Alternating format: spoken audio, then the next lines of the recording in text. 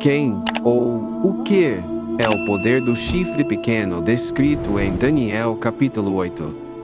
O que a Bíblia diz sobre esse poder do tempo do fim que procuraria aniquilar o povo de Deus?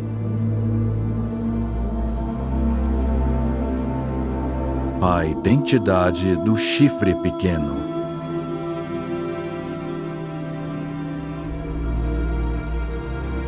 Quem é o Anticristo? Seria Antíoco Epifânio? Seria um tirano do Oriente Médio? Ou talvez o príncipe Charles? Um grande número de candidatos apresentados hoje em dia torna o assunto confuso. Mas o que é certo é que este poder desafia Deus, persegue o seu povo e controla um governo mundial, ou uma nova ordem mundial no tempo do fim. Será que Deus realmente deixaria a especulação uma questão importante como a identidade do Anticristo? Não. Na verdade, a Bíblia descreve as características únicas do Anticristo com tantos detalhes e tanta clareza que é impossível não identificá-lo. Por uma questão de tempo, segue uma rápida lista daquilo que é apresentado em Daniel capítulo 7. Mais informações podem ser encontradas nos livros de 2 Tessalonicenses, João e Apocalipse. Daniel capítulo 7 expande a questão da estátua do sonho de Nabucodonosor ao retratar 4 animais na mesma ordem que as partes da estátua, a começar pelo leão, como a Babilônia, o urso, como a Medo-Pérsia, o leopardo alado, como sendo a Grécia, e finalmente com a besta terrível, com 10 chifres. A partir de 3 desses 10 chifres, surge o pequeno chifre, conhecido como um anticristo. Daniel 7, verso 7, nos revela que o anticristo surgiria a partir do 4º reino. E vi ainda uma 4ª besta, que tinha 10 chifres, e eis que um outro chifre pequeno surgiu entre eles. Esta característica elimina Antíoco Epifânio, uma vez que ele viveu no tempo do reino da Grécia, que é o 3º reino mencionado por Daniel, não o 4º. Assim concluímos que o verdadeiro anticristo viria depois do Império Grego, ou seja, durante o Império Romano. Roma reinou de 168 a.C. a 476 d.C., quando então foi dividida em 10. Quantos dedos têm os pés da estátua? De Daniel 2? 10 dedos. Veja novamente o número 10. Após ser dividido em 10, um outro poder surgiria entre eles, que seria diferente. E esse sistema duraria quanto tempo? Até que viesse o ancião de dias, ou seja, bastante tempo. Estamos falando de um longo tempo. E sabemos que Roma reinou de 168 a.C. a 476 d.C., quando finalmente foi dividida. Aqui temos a mesma sequência, temos o leão, que representa a cabeça de ouro, depois o urso, que representa o peito com os braços, depois esse leopardo alado, que representa os quadris de bronze, e a besta terrível, que representa as pernas de ferro. E, finalmente, temos os pés de ferro misturado com barro. E é em meio a essa mistura que estaria o poder do chifre pequeno. Portanto, é isso que temos até aqui. Daniel 7, verso 19 e 23. Então eu quis saber a verdade a respeito do 4º animal, que era diferente de todos os outros. Era muito assustador, cujos dentes eram de ferro e suas unhas de bronze. Então temos aí um elemento de bronze na 4ª besta. O bronze era um componente muito importante. Na verdade, o Império Grego foi basicamente absorvido por Roma. A filosofia grega foi a base do Império Romano. Na verdade, quando Roma foi dividida em 2 pernas, uma era o Império Bizantino e o outro o Império Ocidental. Todo o império era governado a partir de Constantinopla, aonde a filosofia grega abundava. A filosofia grega foi a filosofia daquele tempo. Então tem esse elemento aí do bronze. As garras de bronze arranhavam, e falaremos mais a respeito destas garras. Isso em um outro momento. Mas esta besta quebrava tudo em pedaços e pisava naquilo que sobrava. Ele então queria saber mais sobre essa besta. O verso 23 nos diz: a quarta besta será um reino sobre a terra. Ele será diferente de todos os outros reinos e devorará a terra inteira, despedaçando-a e pisoteando-a. O anticristo não surgiria até que o Império Romano fosse dividido em 10 reinos. Quando isso acontecesse, Daniel disse que o poder do anticristo surgiria entre eles. O Império Romano caiu em 476 d.C. e foi dividido entre 10 nações. Isso faz do anticristo um poder europeu, e não árabe ou de qualquer outro lugar. A Bíblia diz que haveria estes reinos. 10 reinos surgiriam, e, como vimos, estes são representados pelos 10 dedos da estátua, de 476 até a segunda vinda de Cristo. Portanto, durante o reinado destes chifres, surgiria ainda um outro chifre pequeno, que surgiria depois. Esse chifre pequeno, este novo poder, seria diferente dos outros e reinaria até a volta de Jesus.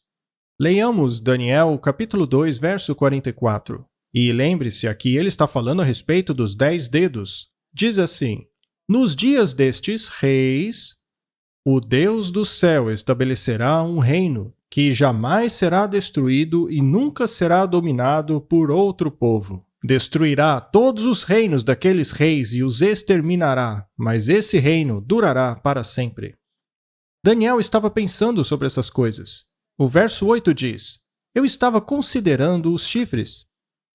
Portanto, Daniel estava olhando no curso da história, para o período em que Roma se divide em 10 partes. Ele estava lá olhando para esses 10 reinos que surgiriam a partir do Império Romano. E então surgiu um outro chifre. Um chifre pequeno.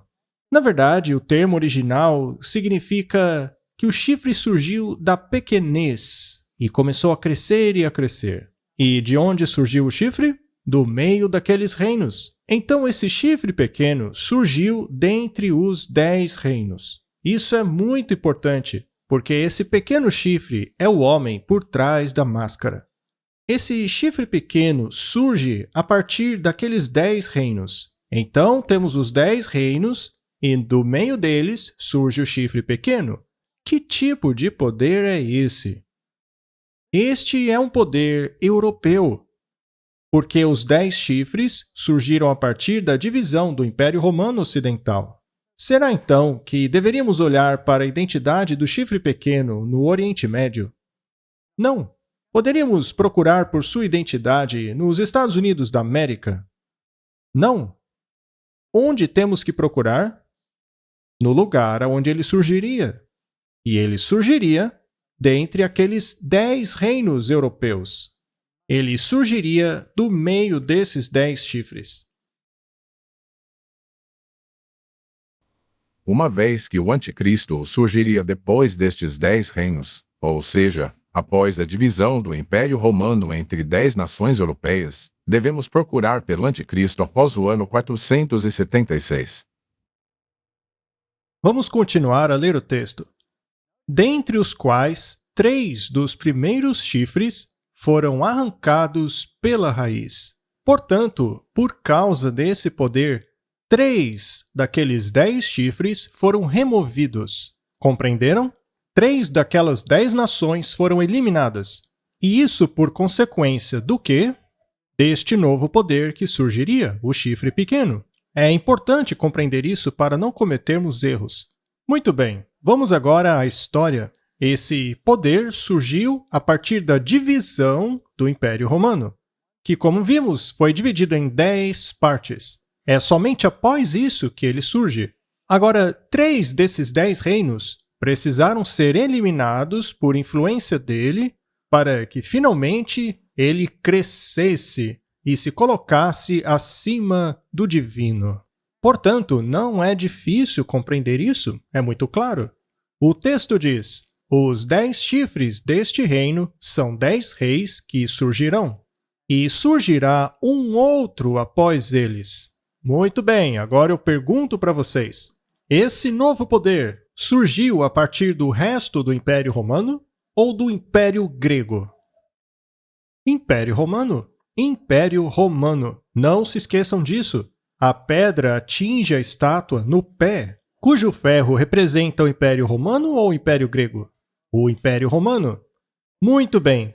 Com essa informação, já conseguimos eliminar metade do problema da falsa profecia que gira pelo mundo hoje. Ela diz que o Anticristo surgiu na época do Império Grego e não do Romano. Não. A Bíblia não diz isso. A Bíblia diz que o chifre pequeno surgiu de Roma, quando ela foi dividida em várias nações. É isso que diz a Bíblia. Daniel, capítulo 8, nos diz que o anticristo surgiria junto à destruição de 3 dos 10 chifres, ou seja, 3 das 10 nações europeias originais. Estas nações derrotadas foram os Érulos, Vândalos e Ostrogodos. A última delas, os Ostrogodos, foram derrotados no ano 538. Portanto, o anticristo surgiria entre 476, o ano da queda do Império Romano, e 538, a queda dos Ostrogodos. E esse chifre pequeno é o responsável por eliminar 3 dentre os 10 reinos. Você se lembra quais são eles? Os anglo-saxões, francos, alemães, lombardos, ostrogodos, érulos, burgundos, visigodos, suevos e vândalos. Estes são os 10 reinos. Mas 3 destes reinos se opunham terrivelmente ao chifre pequeno. Os érulos eram um deles. E veja bem onde eles reinavam. Ali em Roma. Os érulos tinham uma filosofia muito interessante. A filosofia deles era muito diferente da filosofia desse chifre pequeno. Agora, infelizmente, nós não temos documentos históricos que nos dizem em que os érulos acreditavam. Também não temos documentos históricos a respeito do que os ostrogodos acreditavam. Nós temos um pouco que nos diz do que os vândalos acreditavam, mas nenhum documento religioso. E por que não? Porque foram todos destruídos. A pouca informação que temos vem de segunda mão. E, aparentemente, a história de hoje nos diz que esses 3 poderes foram removidos por serem arianos, segundo diz o chifre pequeno. Isso quer dizer que eles supostamente ensinavam que Jesus não era Deus e que por isso tinham que ser eliminados. Mas, como eu disse, não há evidência nenhuma disso. A única palavra que temos hoje vem da boca do próprio reino que os destruiu. Muito bem, os érulos foram destruídos em 493 d.C. Isso quer dizer que este chifre pequeno já deveria ter surgido antes de 493. Muito bem, o próximo reino que foi destruído foi o dos Vândalos, em 534. Eles foram uma praga para o Império Romano e subjugaram grandes partes da cultura religiosa bizantina e do mundo romano. Eles eram muito ferozes. E, eventualmente, os vândalos foram destruídos pelos exércitos do Império Romano Oriental. Finalmente, o próximo reino foram os ostrogodos. O seu reinado terminou em 538 d.C. Primeiramente, eles ocuparam esta área aqui, e mais tarde, a própria região da Itália, aonde naturalmente estava Roma e as áreas subjacentes. Portanto, em 538, a oposição ao chifre pequeno desapareceu. dando ao chifre pequeno a oportunidade de crescer. A tribo Alemanni foi origem do povo que hoje chamamos de os alemães, já os burgúndios aos suíços, os francos aos franceses, lombardos italianos, saxões ingleses, suevos portugueses, visigodos espanhóis. Porém, os érulos, vândalos e ostrogodos foram eliminados, totalmente destruídos. Na verdade, outras nações também se opuseram ao chifre pequeno. Os visigodos, por exemplo, que eram próximos aos ostrogodos, tinham sentimentos semelhantes, e foi somente após muitas e muitas guerras e muita pressão que esses outros povos finalmente entraram em harmonia com o pensamento do chifre pequeno. O maior aliado do chifre pequeno foram os francos, que hoje são conhecidos como franceses. O primeiro a apoiar essa causa do chifre pequeno foi o Clovis. Clovis é conhecido na história como um dos homens que mais apoiou o chifre pequeno, ajudando a crescer em poder. O reino do Anticristo cresceria mais do que os outros reinos. Em outras palavras, seria mais poderoso do que os outros chifres ou nações. Cuja aparência era mais robusta que a de seus companheiros. Eu pergunto a vocês, os reis da Europa se submeteram ao papado? Algumas vezes sim, algumas vezes não. Mas quando este era o caso, eles eram finalmente obrigados a se submeterem. Por exemplo, temos o caso de Frederico da Alemanha, que foi obrigado a ficar descalço na neve enquanto aguardava receber novamente o seu reino. Roma diz, em O Mais Sagrado dos Concílios, volume 13, nós definimos que a Santa Sé Apostólica e o Pontífice Romano possuem nada mais nada menos que a primazia de todo o mundo. O vigário do Filho de Deus encarnado, ungido como sumo sacerdote e supremo governante temporal, o Papa, assenta-se em seu trono para julgar entre nação e nação, entre povo e príncipe, entre autoridades e súditos. Segundo a visão de Roma, isso não coloca o Papa como governante do mundo? Sim, eles dizem assim. Um artigo dessa revista fala a respeito da luta entre o Papa João Paulo II, a Rússia e o Ocidente pelo controle da nova ordem mundial. E quem disse isso foi um professor da própria Universidade Gregoriana Pontifícia de Roma. O reino do Anticristo também seria diferente dos outros reinos. Mas diferente como? O verso 25 nos diz que ele falaria palavras contra o Altíssimo. Enquanto as outras nações se preocupavam consigo mesmas e assuntos seculares, este novo poder se preocuparia com a religião. Seria um poder político religioso.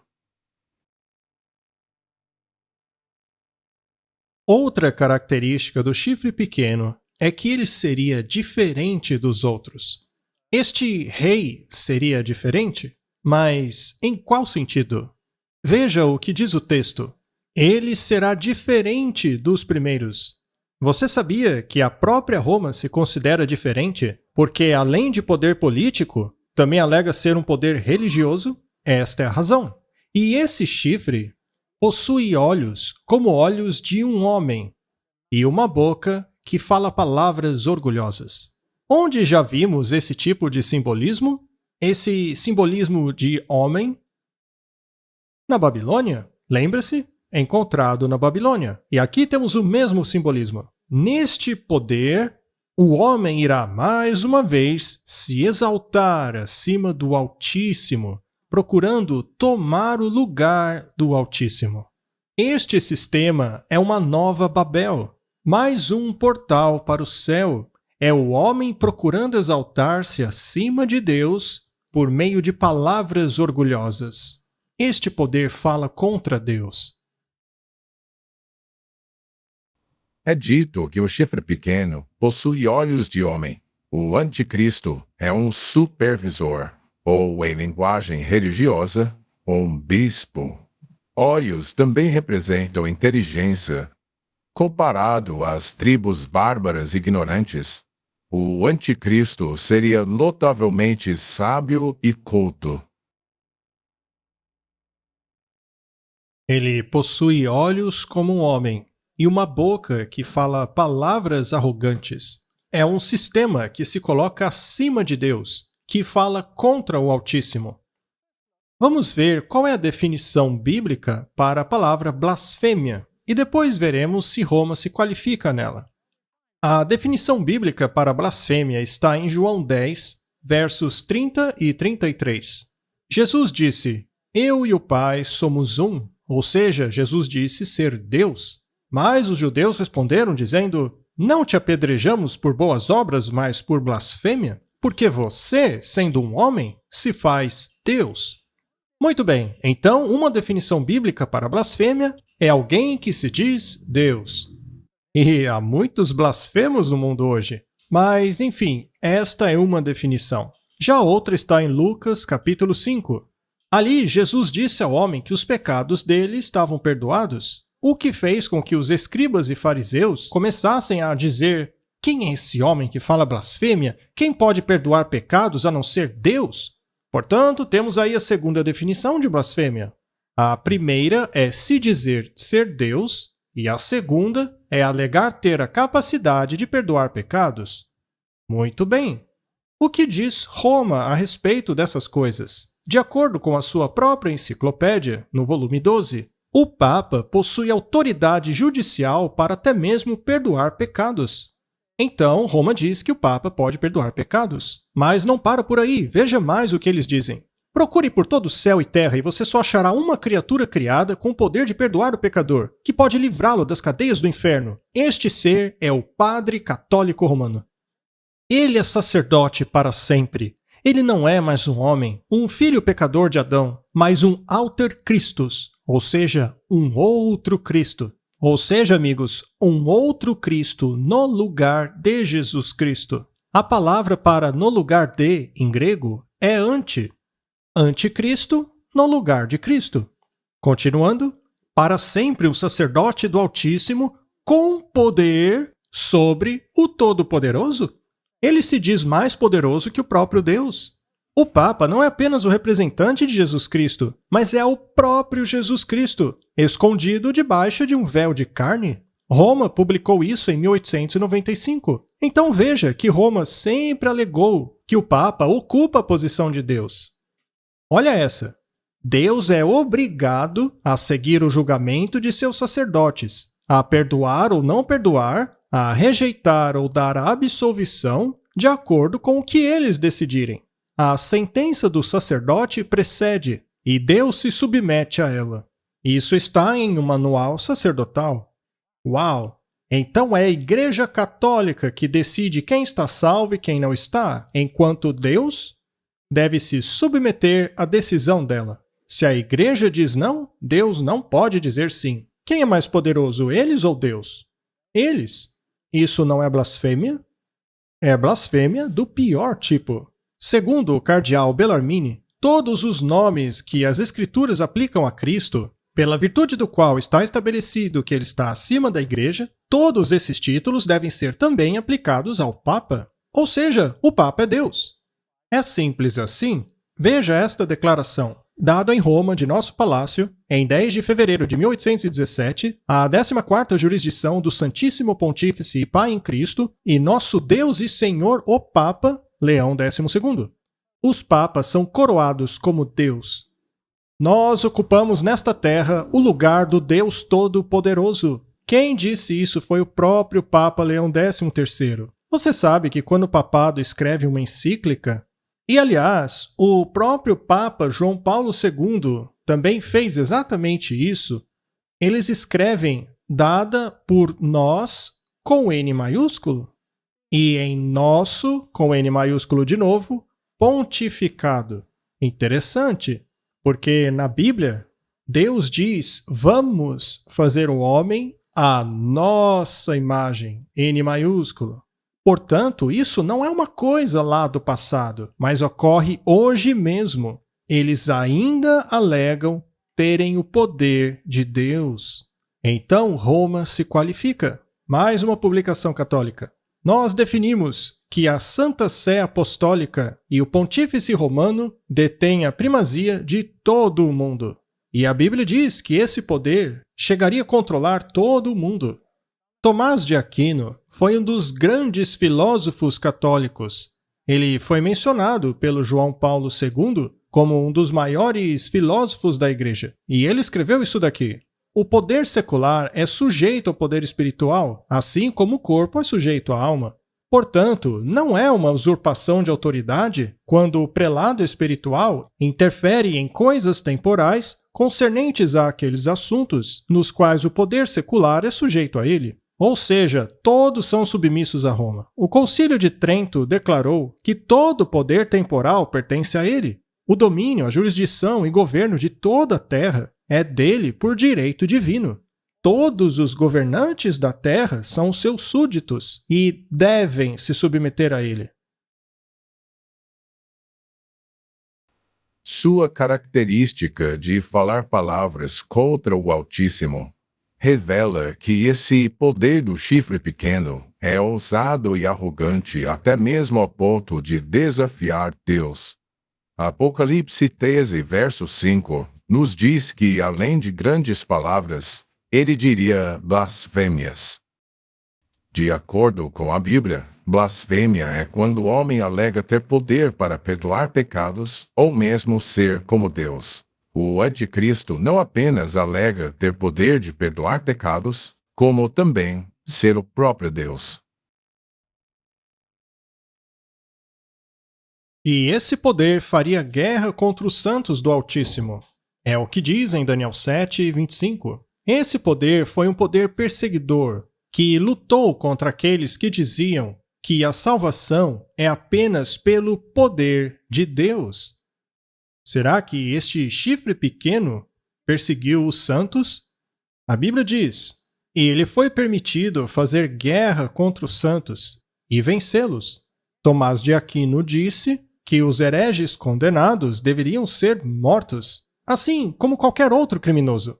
A Igreja Católica respeita a consciência e a liberdade, porém, quando confrontada pela heresia, ela tem o direito de forçar, punir o corpo, torturar. Ela acendeu na Itália as pilhas funerárias da Inquisição. Então vejam, a Igreja Católica reconhece possuir esse poder. Temos aqui a Igreja Chiesa del Gesù, que é o trono dos jesuítas. Temos aí um juramento jesuíta, que basicamente diz que eles podem livrarem-se de qualquer rei herege em todo o mundo, em qualquer circunstância, quando não aceitam submeterem-se ao papado. Qualquer pessoa que não se submeta à autoridade do Pontífice Romano deve ser seguramente destruída. Portanto, a Igreja Católica governou sobre os reis da terra. Essa estátua mostra como ela mesma se enxerga ao longo da história. E o que dizer da Inquisição? A Inquisição é a prova de que essa igreja perseguiu os santos. E qual é a definição de heresia? Vem do grego heresis, que significa escolha, decidir por si mesmo no que crer e praticar. Isso é heresia. Então, quem é que tem que decidir por você? Roma. É ela que tem que decidir no que você vai acreditar. E se você não concordar com ela, você deve ser eliminado. Deve ser erradicado. Ela matou literalmente milhões e milhões de pessoas. Este é o famoso monumento Huguenot, na África, para onde os franceses huguenotes fugiram, depois de um grande massacre, onde os huguenotes foram quase que 100% eliminados. E eles se retratam como uma mulher, uma igreja escapando com a Bíblia em uma mão e com as correntes de Roma na outra. Bem, eu tenho novidades para vocês. Essa mulher está mais uma vez acorrentada, assim como as outras igrejas desse planeta. Elas estão mais uma vez acorrentadas a Roma. Talvez a característica mais bem conhecida do anticristo é a de que ele faria guerra contra o povo de Deus. Daniel 7, verso 21 diz: o mesmo chifre fez guerra contra os santos. O anticristo é um poder perseguidor. Mais uma característica é que o chifre pequeno mudaria os tempos e a lei. O verso 25 diz que ele pensaria em mudar os tempos e a lei, e isso é fascinante. Bem, com que tempos e leis você acha que Deus se preocupa?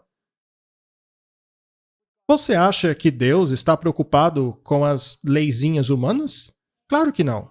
Essa lei só pode ser a lei de Deus. E os tempos têm que ver com os tempos que Deus estabeleceu. Por exemplo, quando Deus estabeleceu a duração do dia, houve tarde e depois manhã, o primeiro dia, tarde e manhã, o segundo dia. O dia durava do entardecer ao outro entardecer. Este é o primeiro tempo. Também haviam as festas e os festivais que foram estabelecidos. Será que esse poder não alterou essas coisas? O Papa não alega ter mudado a lei de Deus? Com certeza. Segundo eles, o Papa tem poder para alterar os tempos, abrogar leis e dispensar todas as coisas, até mesmo os preceitos de Cristo. Isso é a pior arrogância possível. Os papas acham que podem alterar essas coisas. Será que o Papa mudou o tempo? Com certeza. Qual calendário o mundo adotou hoje? Quem sabe dizer? Usamos o calendário gregoriano. Quem foi ele? Um Papa.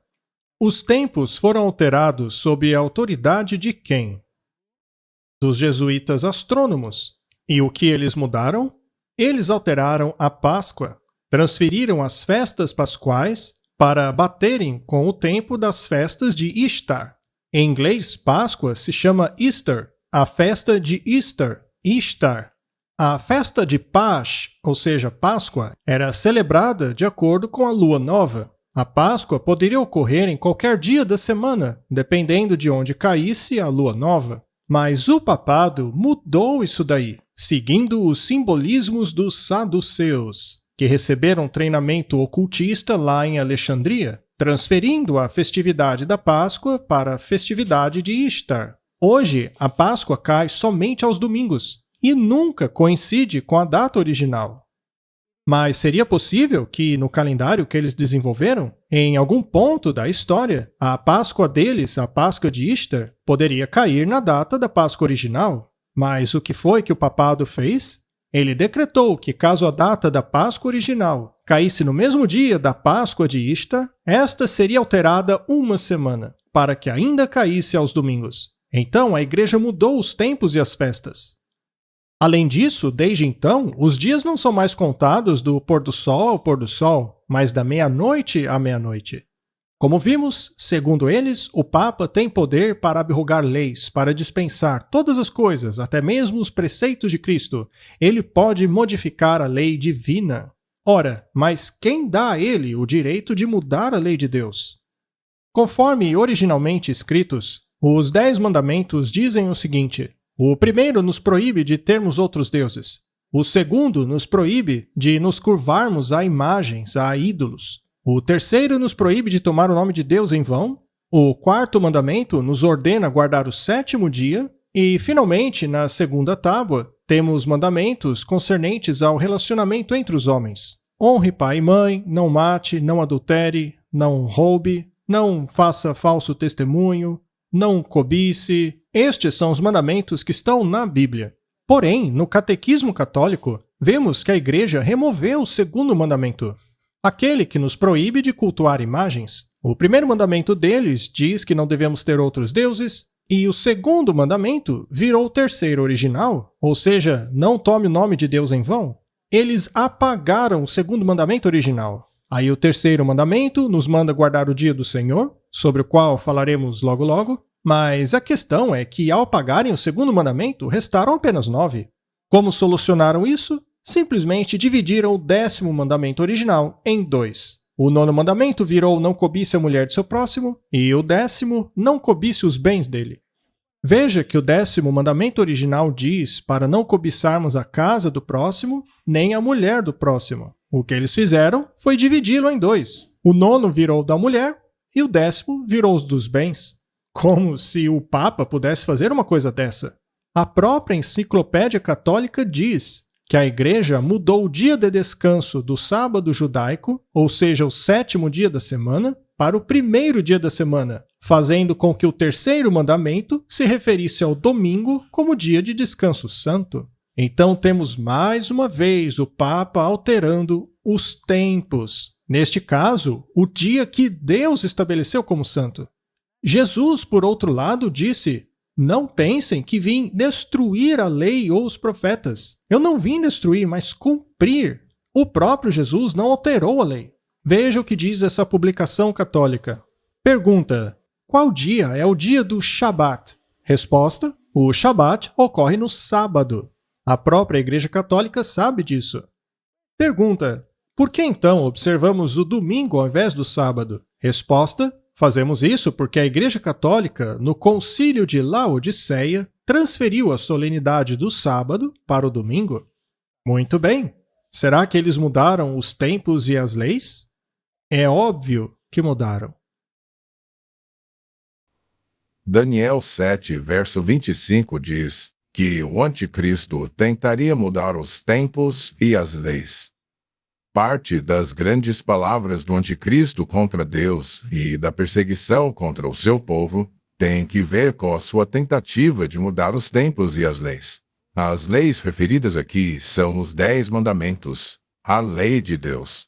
O mandamento do sábado é o único que tem que ver com tempo. Não é coincidência, então, que este poder tentou mudar o 4º mandamento. Curiosamente, uma outra passagem que menciona a mudança de tempo é Daniel 2.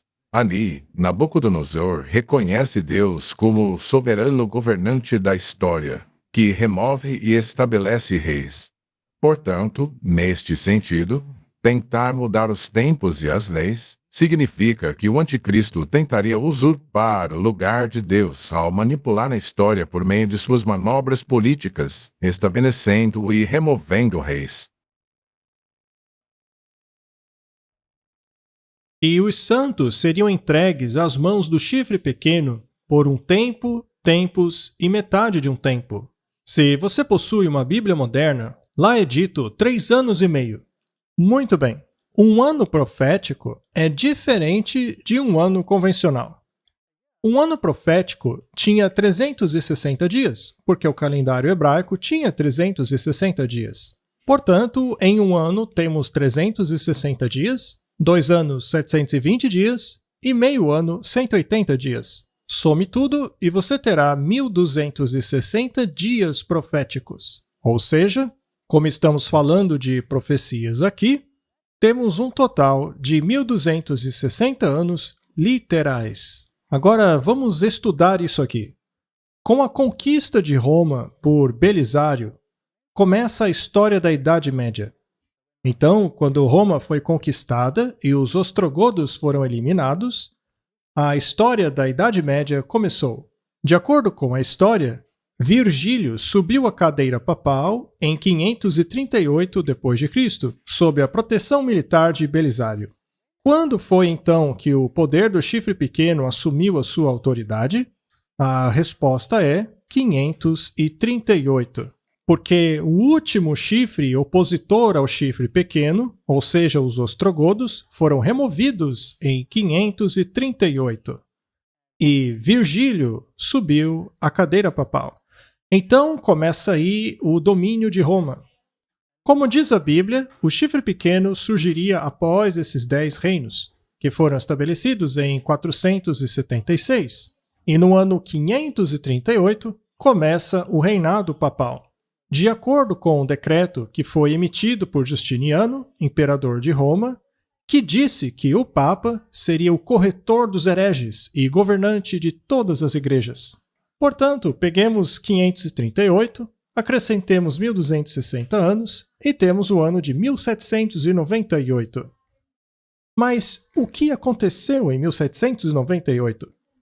O general Berthier entrou em Roma no dia 10 de fevereiro de 1798 e proclamou ali uma república. Metade da Europa achava que o veto de Napoleão seria obedecido e que assim o papado estaria morto.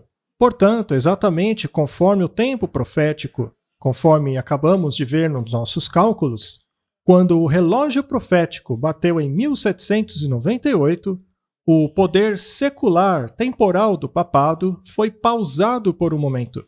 Então, vamos de novo. Os 10 reinos dividiram Roma em 476. Em 538, o bispo de Roma foi oficialmente reconhecido pelo imperador como cabeça de todo o cristianismo, e após 1260 anos, esse domínio, esse poder secular, foi interrompido pelo general Berthier.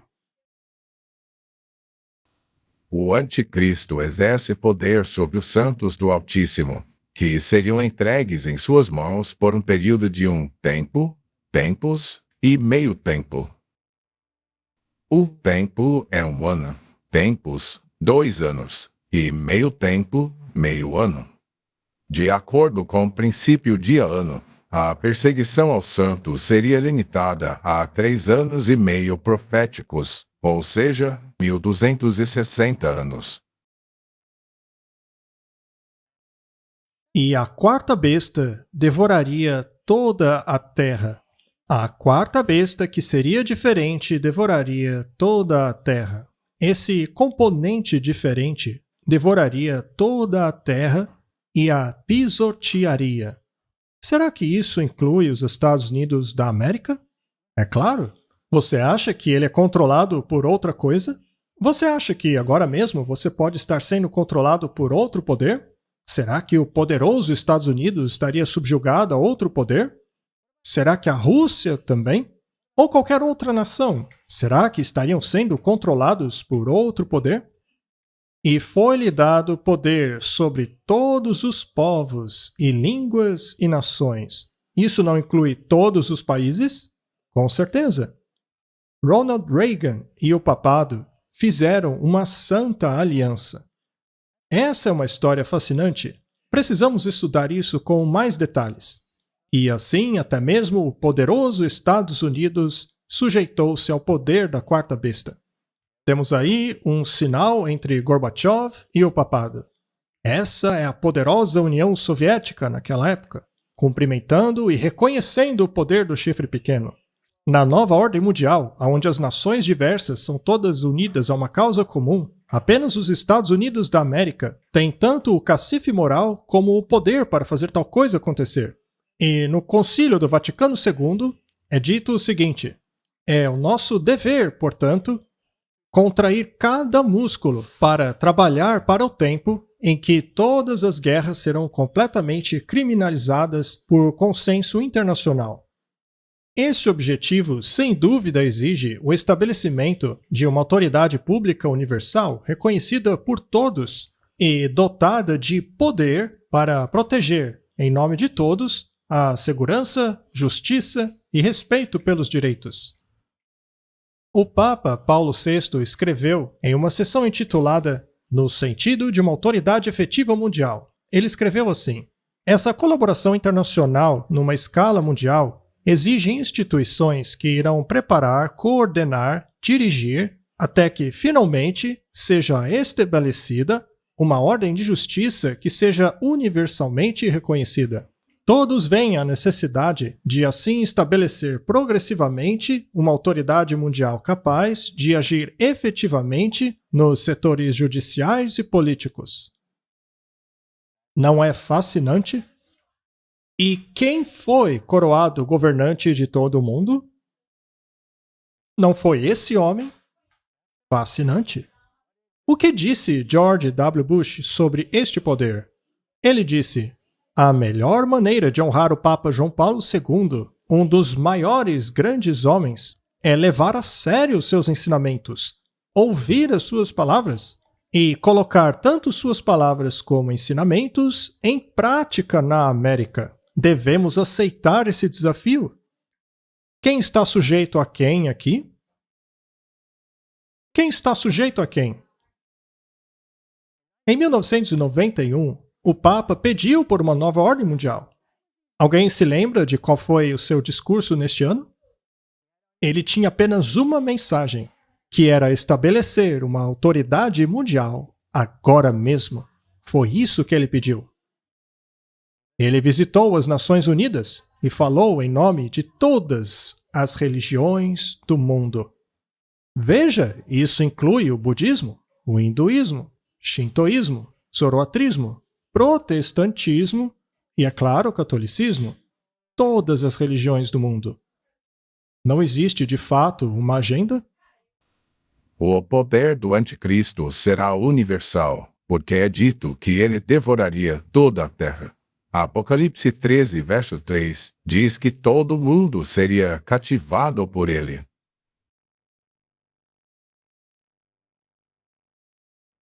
E esse poder existiria até a vinda do Ancião de Dias. É a própria Bíblia que está dizendo isso. É o livro de Daniel. Está lá em Daniel 7, 22. Veja o que diz Daniel 7, verso 9. E contemplei até que tronos foram estabelecidos, e o Ancião de Dias assentou-se, cujas vestes eram brancas como a neve, e o cabelo de sua cabeça puro como a lã. Seu trono era como fogo flamejante, e suas rodas como um fogo. Daniel está aqui observando os eventos que ocorrem na Terra, que parecem todos girar em torno do poder do chifre pequeno, e ele então vê um grande julgamento ocorrendo no céu. O verso 10 diz que o julgamento foi estabelecido e os livros abertos. Temos aqui uma cena de julgamento. E vi na visão da noite como o filho do homem, que veio com as nuvens do céu. Este é um acrônimo para anjos. Nós veremos isso em outra palestra. E foi ao Ancião de Dias, e fizeram-no chegar até ele. Esta não é a vinda de Cristo a esta terra. Esta cena ocorre no céu. Enquanto o chifre pequeno estabelece o seu poder nesta terra, o julgamento está pronto para começar lá no reino celestial. Também seria um poder duradouro, porque Daniel diz que sua guerra contra os santos duraria até a chegada do Ancião de Dias. Essa característica elimina qualquer indivíduo, apontando para um sistema que cresceria em poder a partir do século V. E a característica final é que o seu domínio lhe seria tomado no fim do tempo. Mas o julgamento se assentará, e tomarão o seu domínio, para consumi-lo e destruí-lo até o fim. A Bíblia diz que ele será destruído pelo brilho da vinda do Senhor. Então, não será nenhum poder terreno que tirará o poder do chifre pequeno. É o próprio Deus que fará isso. Existe apenas um poder em todo o mundo que historicamente se encaixa no chifre pequeno. Há somente uma entidade que reúne todas as características que a Bíblia atribui ao Anticristo: a Igreja Católica Romana. A palavra católica vem de um termo grego que significa universal. A palavra anticristo significa aquele que é contra Cristo ou aquele que se opõe a ele. O prefixo anti também significa antes, algo que vem antes de outra coisa. Mas anti também significa ao invés de, no lugar de. Assim, o anticristo é um poder contrário a Cristo, ao mesmo tempo que se coloca no lugar dele. Em latim, o termo para no lugar de é vigário, que, aliás, é um título do Papa.